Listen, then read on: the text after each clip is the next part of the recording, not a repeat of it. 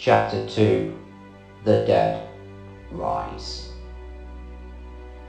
As Mephiston arrived back into the capital district, he and the angels of death that followed were met with thunderous applause. Mephiston's vision as to where he could find the thrice-cursed heretic Caragorn had proven true, and he had personally slayed him in combat, bringing the end of the heretic Astartes push in the starport and driving them back to the northern districts of Forest. Here the heretics fled, the untamed, now leadless, once again scattered to the northern districts, finding solace within the darkness that had now consumed that tainted place. During the starport attack, the Flayer of Forest and leader of the Night Lord's warband on the planet had taken the opportunity to secure his position and had carved out a small kingdom from which his warband could continue to prey upon any who dared cross their path. So when the Black Legionnaires thought it was safe to hide and lick their wounds, out of the darkness, midnight-clad killers stalked and preyed upon them. Mephiston and his host of commanders spared no time for celebration. Rather, they marched straight into the governor's headquarters and demanded an audience with the man himself. The governor refused, and just as Mephiston was about to break down the doors to the governor's private quarters, a siren rang throughout the district. Black alert! Black alert! Black alert! The governing district was under attack. Imperial commanders stood to and prepared to defend themselves, but they could not work out exactly who was attacking them. Auspex scans could not identify the foe, and the comms network was quickly severed by some unknown source. A teleportation flare erupted within the war room, and mechanical assassins stood, rifles poised and ready to open fire. Nearly half the command staff fell in the first volley, and had it not been for luck, or maybe fate that the Astartes were there, many more would have fallen. The angels of death managed to dispatch the would-be assassins, but not without taking a toll on themselves. 2 of their number had fallen, and firefights could be heard from outside the headquarters and all around the district. The Necrons had awoken and had teleported straight into the district and threatened the varied command chain of all the Imperial forces on Forest. Meanwhile, across the planet, the Orphoi, after bringing an end to the plans of Chaos, went back to the Promethean fields where they had managed to nearly bring an end to Abaddon himself. Eldrad was convinced something was amiss, and upon arriving, knew immediately what had caused him to be at such an ease. The fields were now a cesspool of mutation and rotting vegetation. But what struck him more so than the corruption of the land was the scene of those that guarded it.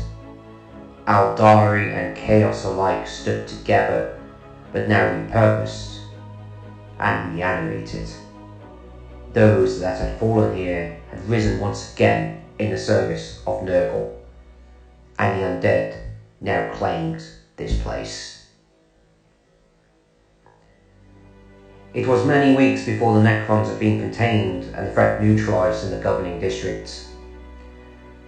When next the Imperial commanders met in the war room, they were greeted by another figure clad in Artificer armour and wearing the sign of the Inquisition. Lord Inquisitor Romulus Augustus Nazal stood in the governor's seat and welcomed the Imperial commanders.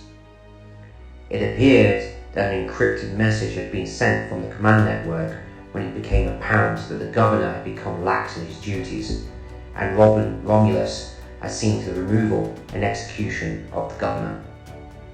He now stood in his place, High Commander of Imperial Forces in Ares, and as one of his first orders, he decreed that the Forest Guard would no longer stay as a planetary defence force, but would become a decorated Astra Militarum regiment, and their CO, Louisiana, was granted the Macarian Cross in recognition for her service. The communication network was reinstated, and reports started coming in of the victories and more gravely, the losses that had ensured since the arrival of the Necrons. It also became apparent of an altogether new threat that now been reaching the districts. Reports were coming in that a tidal wave of undead and a new disease that had turned all those that came into contact with it more of this living nightmare. This new foe had started to overrun positions, not just within Imperial districts, but reports from recon parties had cited similar situations for Xenos and Chaos forces alike. It was then that the Eldaria Craftworld Orphrey contacted Imperial High Command, offering up a truce and vital information he had learned that could be shared as to the reasonings of this new plague. Eldrad shared that the source of this new pox had been none other but Karagorn himself, and it appeared that in his death he had claimed final victory. A dark ritual which had been performed across the planet where the forces of the Untamed had secured their positions had brought about the bringing of this pox. This dark ritual was only complete in the execution of Karagorn himself, which was sealed in the death of the Arc Sorcerer. Eldrad ended in informing that this threat needed to be neutralized and quickly, and that he required the help of the humans in cleansing the planet in fire. Mephiston would not stand and let the lives of millions be perished, and disagreed with the decision.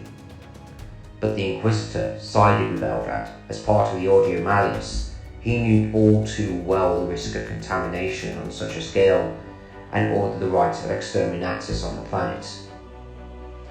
Despite the pleads and protests of Mephiston and Louisiana, the Inquisitor would not be swayed, and told them that they would either have to leave the planet immediately or die here. Then it seemed that Eldrad, maybe through some prescience, maybe he had seen the unfolding of the coming events, took his leave. He said not to where he was going, but the Eldari forces seen last travelled across the western plains of the planet. What happened next changed the state of the War for Forest completely. The Inquisitor and all the forces loyal to him had left the planet and were preparing the execution of Exterminatus.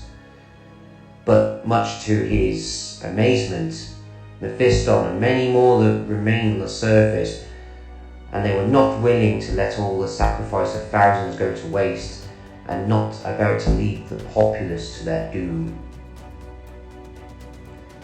The Imperial commanders on Forest pleaded one more time with the Inquisitor to allow them to repel the pox, to give them more time, but these words fell on deaf ears, and it was then that the Inquisitor began the bombardment of the planet. Megatons of thermal detonations rocked the seas as the first bombardment waves hit them. It was then that the loyal commanders of Forest enacted their gamble. An Imperial vessel known as the Spear of Acton broke formation and rammed the Inquisitor's flagship. Thrusters on full, they drove the flagship into the oceans of Forest, the flagship's warp engines detonating, taking both vessels with them. The gamble seemed to pay off, but it divided all of the Imperial High Command. While some applauded the actions of the Loyalists, others called for the execution of all those that took part, but for now at least, there were still bigger threats at play, and though divided, the Imperial forces stood ready to hold back the storm. Unbeknownst to all but maybe the Eldari though, the Inquisitor's flagship and the Spear of Acton, and when they detonated, they had detonated near sight of a submerged Eldari webway gate. It caused the webway gate to open for a short but long enough time for a new adversary to come through the portal. An as this chapter ends, it became apparent whether the gamble had paid off at all.